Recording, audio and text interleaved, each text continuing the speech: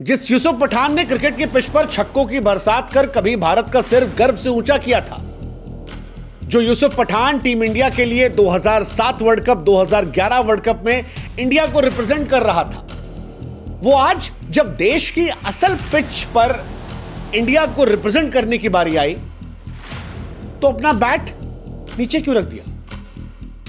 वो आज खामोश क्यों हो गया? जब भारत को अपनी एकजुटता और आतंक के खिलाफ जीरो टॉलरेंस का संदेश सारी दुनिया को पहुंचाना था, तब यूसुफ पठान अलग क्यों हो गया? क्या देश से बड़ा कुछ हो सकता है यूसुफ पठान? क्या ममता बनर्जी की पार्टी लाइन इतनी मजबूत है कि आप भारत के सम्मान को भी पीछे छोड़ दें? मतलब ये वो देश है जिसने यूसुफ पठान को सब कुछ दिया, नाम दिया, दौलत दिया, शोहरत दिया, इज्जत दिया। स्टेडियम में तालियों की गड़गड़ाहट से लेकर संसद की कुर्सी तक भारत ने सब कुछ सौंपा। लेकिन जब पहली बार असल में देश के लिए कुछ करने का एक बड़ा मौका था तो यूसुफ पठान ने कहा, मैं उपलब्ध नहीं हूं। सवाल हुआ क्यों? तो कहा कि हमारी पार्टी ने कहा है। अरे भाई साहब, कोई क्लब के लिए मीटिंग करने थोड़ी ना जाना था आपको इंडिया को रिप्रेजेंट करना था। ऐसे मौके जीवन में शायद एक आध बार आते हैं। आप सीख सकते थे शिखर धवन से। गब्बर मैदान के अंदर जिस तरह गेंद को हंसते हंसते सीमा रेखा के पार कराते थे, जब बात देश की आई तो किस बेबाकी से शिखर धवन ने भारत के लिए आवाज उठाई। गौतम गंभीर, जिनके साथ आप कोलकाता नाइट राइडर में खेलते थे, जो आपके साथ संसद में रहे, उन्होंने देश की आवाज उठाने के लिए कभी पीछे कदम नहीं हटाए। और यूसुफ, आपने दूसरी बार डिसअपॉइंट कर दिया। हालांकि हम चाहते हैं कि आप भी हमारी एक मदद करें, हमारे व्हाट्सएप चैनल से जुड़ें। लिंक हमने डिस्क्रिप्शन में और कमेंट सेक्शन में पिन कर रखा है। आप जुड़ेंगे तो इससे हमारी ताकत बढ़ेगी और आप तक जल्दी हमारे वीडियोस पहुंचेंगे। इससे पहले भी मुर्शिदाबाद में जब हिंदुओं पर हमले हो रहे थे, घर जल रहे थे, तब यूसुफ पठान की एक फोटो आई थी जिसमें वो चाय की चुस्की ले रहे थे। और तब भी यह सवाल आया था कि यार, क्या पार्टी लाइन के चक्कर में देश के बारे में यूसुफ पठान ने सोचना छोड़ दिया है? कई बार ऐसा लगता है कि हिंदुस्तान के क्रिकेटर्स, हिंदुस्तान के कलाकारों से ज्यादा बड़ा जिगरा जो है वो पाकिस्तान के लोगों में है।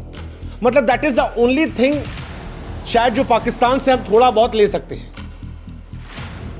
कम से कम उनके दिमाग में क्लैरिटी है यार कि जब बात मुल्क की होगी तब कुछ नहीं सोचना है। शाहिद अफरीदी जैसा निठल्ला आदमी गाड़ी लेके घूम रहा था, खाली अपनी जनता को बूस्टअप करने के लिए। वो हार चुके थे। हारी हुई बाजी के बावजूद शाहिद अफरीदी अपने आवाम को कि जोश बढ़ा देंगे, क्योंकि जब एक बड़ा सितारा जनता के बीच में जाता है तो जोश हाई होता है। और हिंदुस्तान तो जीती हुई जंग में है भाई। आपको सिर्फ जाकर इंडिया को रिप्रेजेंट करना था। शाहिद अफरीदी पाकिस्तान में बैठकर हिंदुस्तान के खिलाफ जहर उगलता है, कश्मीर में बयानबाजी करता है, आतंकवादियों को हीरो साबित करता है। आप तो जायज चीजों की बात करने वाले थे अपने भारत के लिए, जिसने पाकिस्तान के आतंकवादी ठिकानों को नस्तानाबूद करवाया था। आप भारत के सांसद थे। अफरीदी तो चलो वहां कुछ भी नहीं है, सस्ता इमरान खान बनने की कोशिश उसकी है। किस बात का डर था यूसुफ पठान? कौन नाराज हुआ था? सरहद पार कोई फैन थे नाराज हुआते, या वोट बैंक गिर जाता आपका? बहुत डिसअपॉइंट किया है यूसुफ पठान ने, और उतना ही डिसअपॉइंट ममता बनर्जी ने भी किया है। ममता बनर्जी कहती है केंद्र ने हमसे सलाह नहीं ली, इसलिए यूसुफ पठान नहीं जाएंगे। अरे ममता दीदी, जब सीए, एनआरसी, रोहिंग्या, सीमा सुरक्षा पर बोलना होता है तब तो आप बोल देती है। तब नहीं आ रहा था केंद्र का मामला है, आप स्टेट की चीफ मिनिस्टर हैं। जब पाकिस्तान के खिलाफ दुनिया में भारत का पक्ष रखने की बात थी तो फिर क्या मतलब था? किसको नाराज करना था ममता दीदी? आपको भी पॉलिटिक्स करना था, करवा लिया आपने पॉलिटिक्स। आपने मना कर दिया, शुभेंदु अधिकारी ने कह दिया कि देखो भैया, यूसुफ पठान को इंडोनेशिया जैसे मुस्लिम देश भेज रहे थे ताकि इंडिया को रिप्रेजेंट करें। आपने मौका छीन लिया क्योंकि यूसुफ पठान के इलाके में मुसलमान बहुत हैं। ये सब शुरू करवा दिया आप लोगों ने। यूसुफ पठान, आप अगर इंडिया को रिप्रेजेंट करने जाते, आप अपने इलाके के मुसलमानों का मान बढ़ाते। आप ओवैसी साहब से सीखो।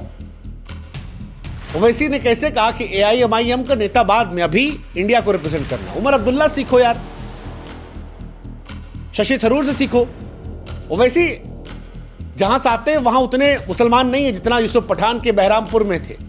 52% मुस्लिम आबादी है। अगर वो चाहते तो इन सब को रिप्रेजेंट करते हुए इंडोनेशिया जाते और वहां पर देश के मुसलमानों का और देश का मान बढ़ा देते। लेकिन यूसुफ पठान के अंदर जिगरा नहीं है।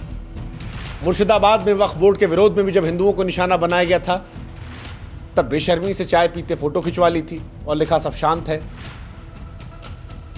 10 किलोमीटर दूर कितना तमाशा हो रहा था, घर जल रहे थे, उन्हें शांति दिख रही थी।